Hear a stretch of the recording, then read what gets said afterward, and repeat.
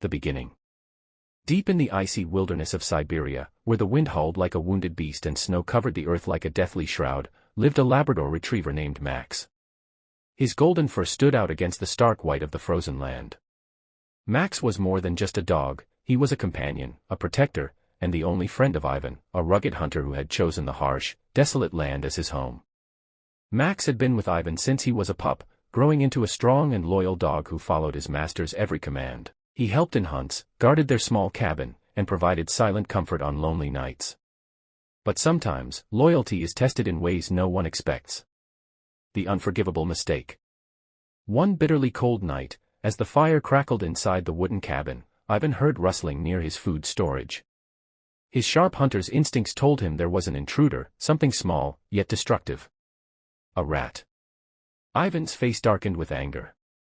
Food was scarce in the endless winter, and losing any of it to vermin was unacceptable. He turned to Max, who sat beside the fire, his deep brown eyes reflecting the flickering flames.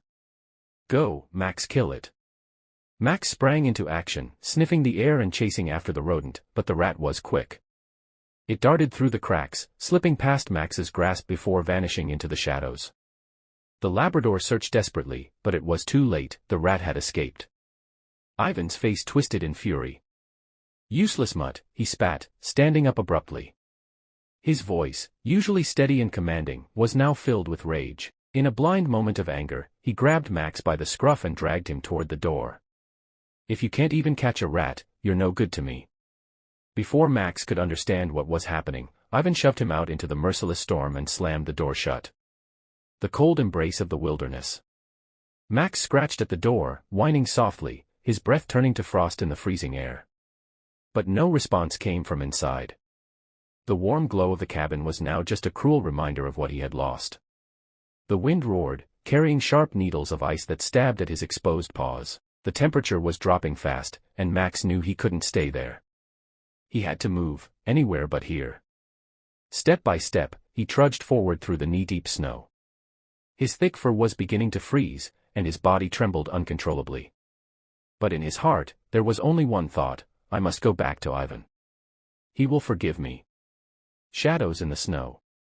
As night fell, the wilderness became even more terrifying. The silence was broken only by the howling of wolves in the distance. Max's ears perked up. The sound was growing closer. From the darkness, pairs of glowing eyes emerged. Siberian wolves, hungry, relentless, and deadly.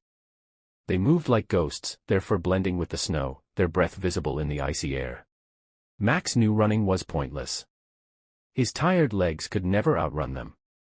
Instead, he did the only thing he could: he stood his ground. With every ounce of strength left in him, he growled, baring his teeth. His body was weak, but his spirit was unbroken. He barked, a deep, powerful sound that echoed through the frozen silence.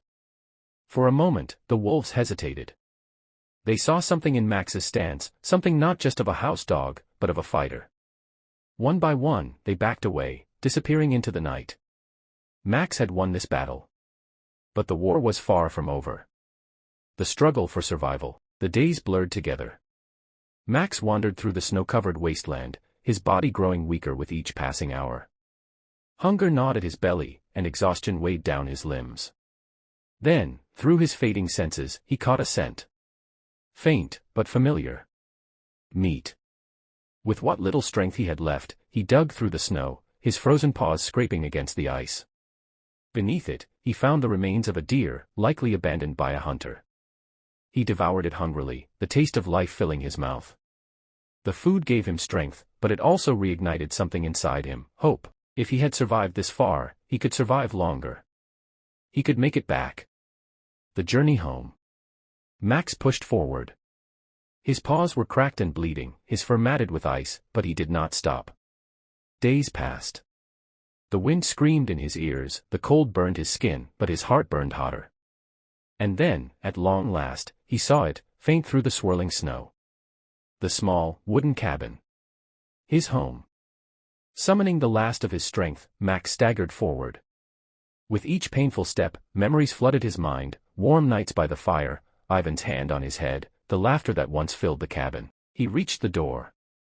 With his last bit of energy, he raised a trembling paw and scratched. Nothing. He scratched again. And again. Then, finally, the door creaked open. The redemption. Ivan stood there, his face pale in shock. His eyes widened as he took in the sight before him, Max, battered, bleeding, but alive. For a long moment, neither moved. The wind howled around them, but in that silence, something unspoken passed between them.